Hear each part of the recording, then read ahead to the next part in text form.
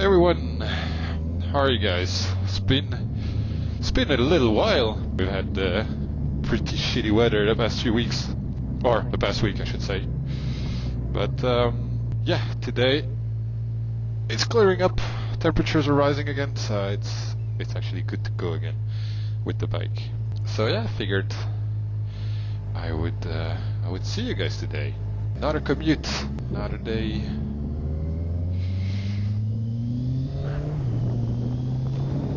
So yeah, I hope you guys enjoyed the content I've put out over the week. The last 3 videos.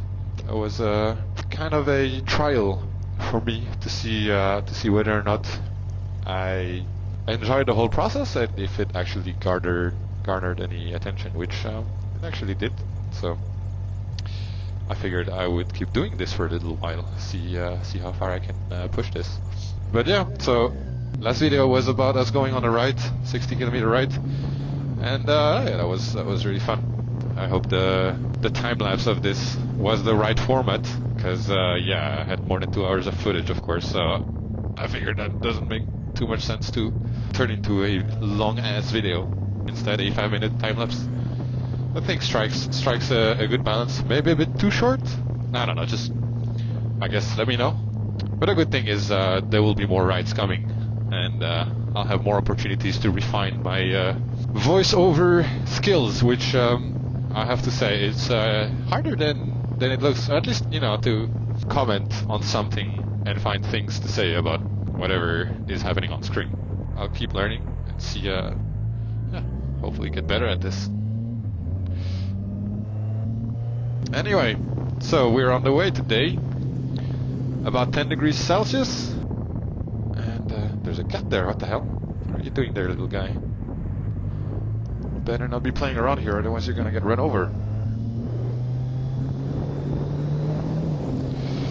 What was I saying? Oh yeah, dry weather forecast, so let's see. Unfortunately it has been raining the whole day yesterday and last night, so the roads are fucking horrible to drive on. They're super slippery. But hey, it's even sunny, like, what is this? We have sun! I'm so happy. Imagine this, February, and you need your sun visor. Isn't that great? And as soon as I turn right here, I won't be needing it anymore. Okay. This looks slippery as hell. I'm gonna take it super cautious. And these big arrows also are my nemesis. This guy is on my ass. Yeah. Too dark. Get going, motherfucker. Status updates. We're actually going tomorrow to a motorbike expo in Utrecht.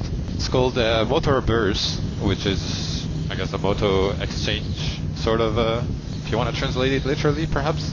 Either way, it's going to be it's a 3-day long expo. It's kind of a motorbike show, if you want to call it that. So they have a lot of, new bikes and all other and equipment and gear and everything in between. And we did go there last year with Sandra, my wife, and Marcin, with whom we went on a ride the other day. The guy driving the Rebel 500, and was actually was quite a bit of fun. So we are going again tomorrow, but this time Saturday will also be there. I guess a few other people. We'll figure it out. But I guess I'll be recording a video for that as well. Maybe my wife is doing some sort of short form content on TikTok and Facebook, so maybe I will give that a try. Well, we'll see. So yeah, that's the plan for tomorrow. And well, the idea was to actually go there, not by bike, because Utrecht from where we live is about a 40-kilometer drive, which is sometimes nice to do if you take the back roads, but tomorrow is going to be shit weather, we already know, so figured we'd go by car. Unfortunately, there is no more car. Yeah, my clutch just died Wednesday evening. Just drove back home from work, picked up my wife in Amsterdam, and then just couldn't get back into gear. So I was just stuck there. I had to wait like for 3 hours for towing services, and yeah, I'm down an entire clutch. Hopefully the garage can let me know today how much is gonna set me back, but yeah, life just happens sometimes. And it's annoying because my insurance didn't want to cover it. For a good reason, right? I just didn't take the, breakdown assistance. I only have crash assistance, like if there's an accident or anything. I figured, you know what, I'm pretty serious about doing maintenance regularly on my car. I don't think it will ever break down. So why would I pay insurance for that? I'm already paying for regular service. But yeah, that happened anyway. So had to figure it out on my own. Yeah, so that's that. No car basically for a couple days, which means we probably will have to take the train to Utrecht, which is also fine. It's just gonna be a hell of a lot more expensive than taking the car. Accounting for fuel, insurance, all that. But you gotta do what you gotta do. There's this plan in my head. There's this idea in my head where, and I have already kind of started on this. And maybe by just speaking about this now, I'm really pushing myself to being committed to this idea, to this plan. But essentially, I have started working on a motorbike route tracking app. Because that's what I do. I'm an iOS developer at heart. So I write mobile apps and iOS apps specifically. And so I have already started. I have already a good foundation for this. I can track location. I can import GPX routes, and I can export them as well. My main objective with this was just because I was so fucking frustrated with the state of route tracking apps on the App Store. They're somewhat good at what they do, but they're either expensive or the free versions are just too limiting that you cannot import a route or you cannot export a route. And it's just like, okay, I just want something simple. I want something that I can freely import, export routes, and that'll be the core, feature set that will be available for free. Like, you want to import a GPX route from your group ride? Sure, just do it.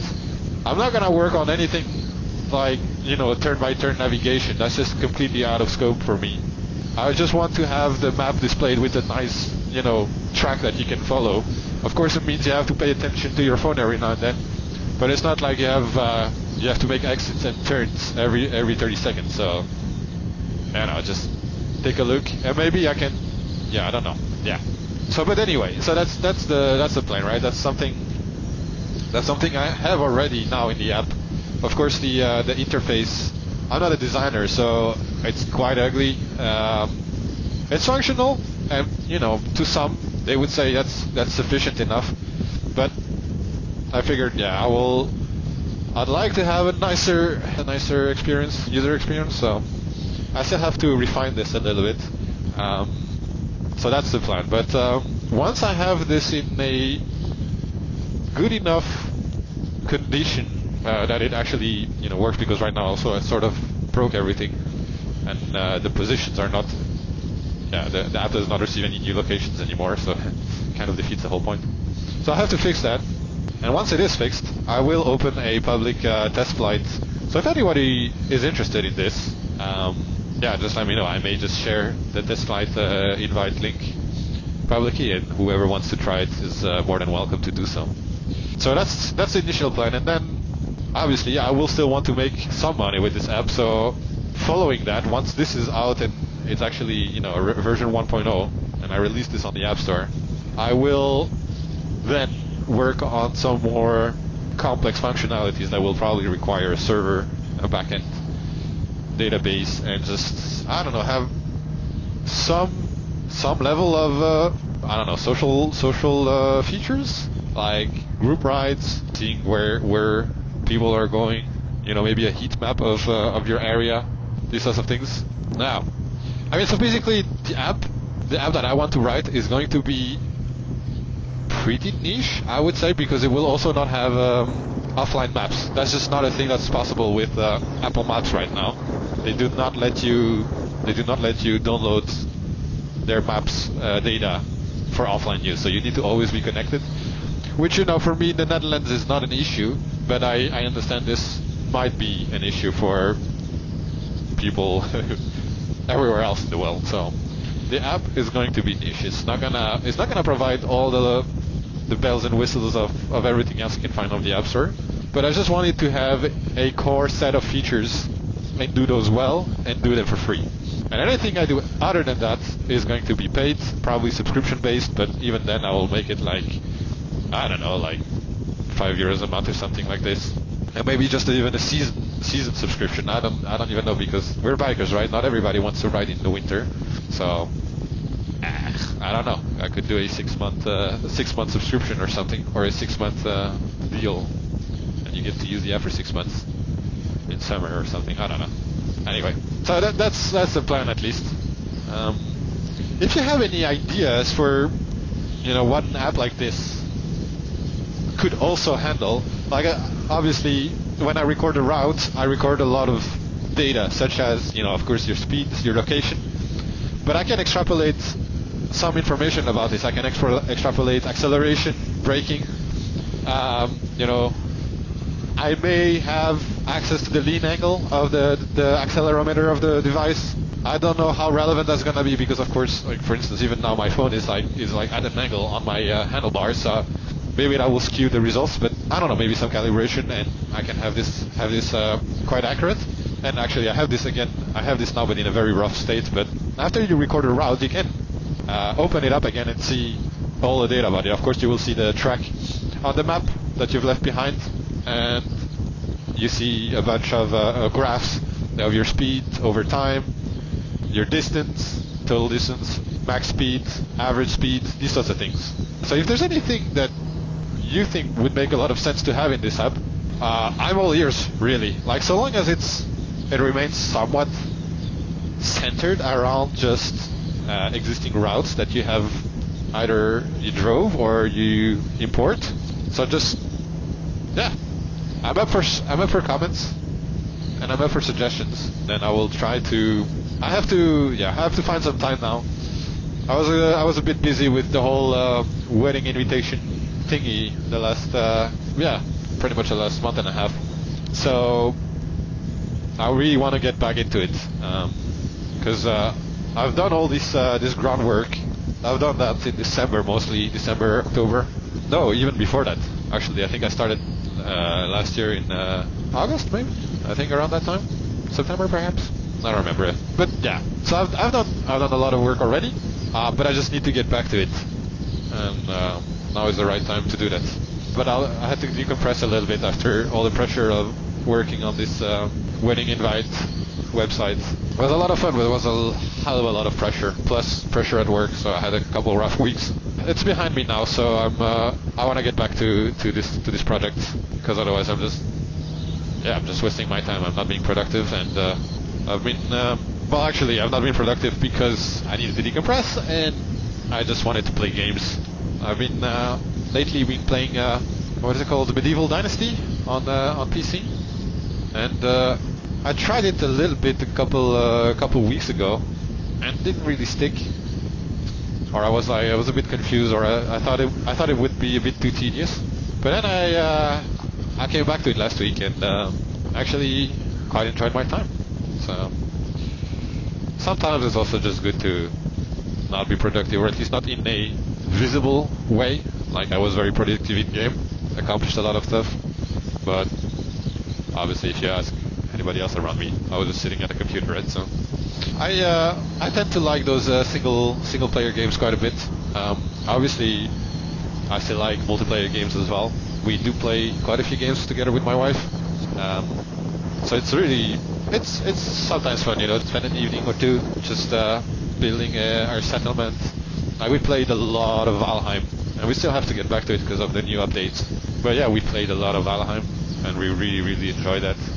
And so yeah, it's always fun to play together. But I'm a lone wolf sometimes. I also like to play stuff on my own, and I like to play adventure games perhaps a little bit less. But I like the creative survival genre a lot.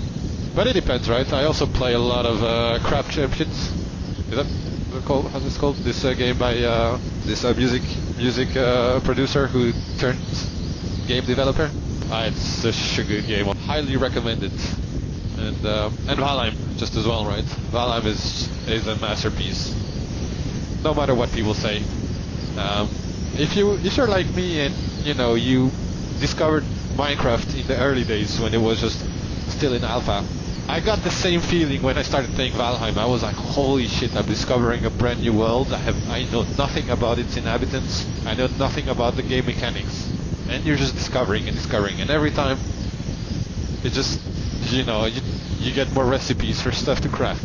And then you realize, okay, I built a little house, but now I can make it so much better. I can plant more crops, I can gather more stuff, I can make better equipment, better weapons, better armor. And it's just like, it's like Minecraft all over again for me. So, yeah, really high praise if you cannot tell. I have yet to try the newest updates with Ashlands. Eventually, I know I'll get back to it together with Sandra. And in the meantime, I will have to find something to keep me busy, and that will be this project, which, by the way, sorry. Which, by the way, is going to be called Revy, so Revvy, because I don't know. I was uninspired, and that's the plan, Revy. And unfortunately, that name was already taken on the App Store. I didn't do enough research, so I already have the trademark for it. But maybe I can, I don't know, enforce that trademark. So I have to name mine Revy Routes or Revy Tracks, or I don't know. I will have to make a compound name, which is a bit less fun. It's not exactly what I wanted, but I have no choice. I hope the roads dry up a little bit this afternoon. Hey, look at this, an airplane. An airplane next to Schiphol. Who would have thought? I know, right? I have this auto rider group that I'm part of. And they wanted to meet up today, I guess a little bit earlier in the afternoon, or a bit later in the afternoon, I should say. I initially thought I would join them, but again, we have a little bit too much pressure at work. So I don't think I'll be able to justify leaving early to go on a ride. And besides, if the roads are like this, I don't know, I don't think I want to join. It's gonna be too slippery for me.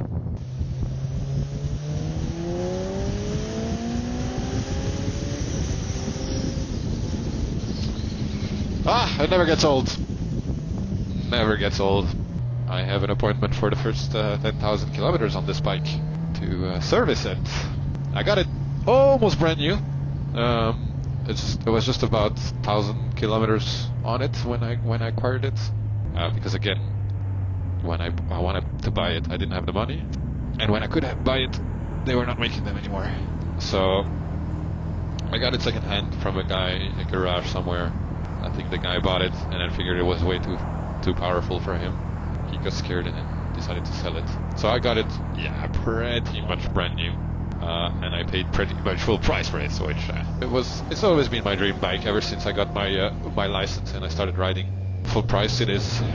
Full price I was, and I don't regret it. I've been enjoying it ever since. So money well spent in my opinion. All right, that'll be it for today, guys. Hope you enjoyed this one as well. And yeah, I'll see what I record tomorrow. And if anything, I'll catch you in the next one. See you all.